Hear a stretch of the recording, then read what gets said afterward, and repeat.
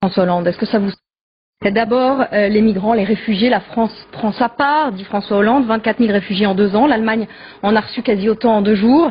Est-ce que ça semble être une réponse pertinente de François Hollande? Est-ce que ça vous semble être une réponse pertinente? Non, c'est pas une réponse pertinente. D'abord, il faudrait que les présidents de la République fassent un mandat de 7 ans et ne soient pas renouvelables. Ça dispenserait de travailler à sa réélection, et on ne sait pas avec François Hollande ce qui relève de la politique politicienne, la remontée dans les sondages, la perspective de la réélection, et puis la politique véritablement au sens noble du terme.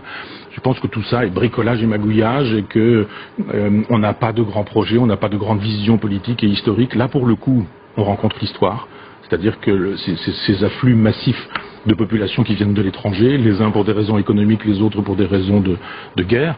Tout ça suppose que nous rencontrions effectivement l'histoire en face, et là, d'un seul coup, on a des conseillers en communication qui sont en train de voir ce qu'on peut dire ou faire pour regrimper dans les sondages et éventuellement se servir de la guerre.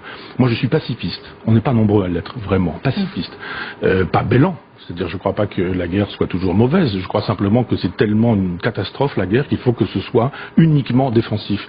Et j'estime qu'une vraie réponse devrait être une réponse planétaire et internationale. Nous devrions, nous, la France, cesser de bombarder les populations musulmanes sur la totalité de la planète en prétendant qu'elles nous menacent de terrorisme, alors qu'elles ne nous menaçaient pas de terrorisme quand on a commencé à les bombarder. Avant de bombarder l'Irak, avant de bombarder la Libye. Absolument. Et que c'est parce que nous les avons bombardés, sous prétexte qu'il y avait du terrorisme, qu'il n'y en avait pas. Est-ce que vous imaginez qu'un Irakien voulait poser des bombes dans le métro parisien dans les années 90? Saddam Hussein finançait même les campagnes d'un président de la République. Donc ça se passait bien, l'Irak et la France. Pourquoi en est-on arrivé là? Parce que derrière les Américains, nous n'avons pas été capables, nous les Français, d'avoir une politique de résistance aux États-Unis.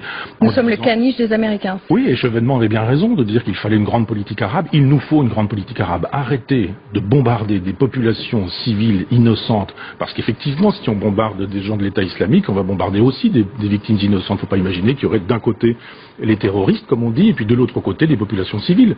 Les combattants de Daesh sont des gens qui vivent avec femmes et enfants dans des villages. Donc on va tuer des gens, des victimes innocentes. Et qu'est-ce que ça va donner quand on aura fait tout ça? On aura enrichi les marchands d'armes, ça oui.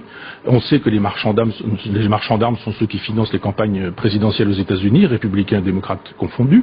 On voit bien qu'effectivement, quand on a fait des bombes, il faut les utiliser si on veut pouvoir en faire à nouveau, qu'il faut nourrir le complexe militaro-industriel. Nous n'avons pas besoin de ça.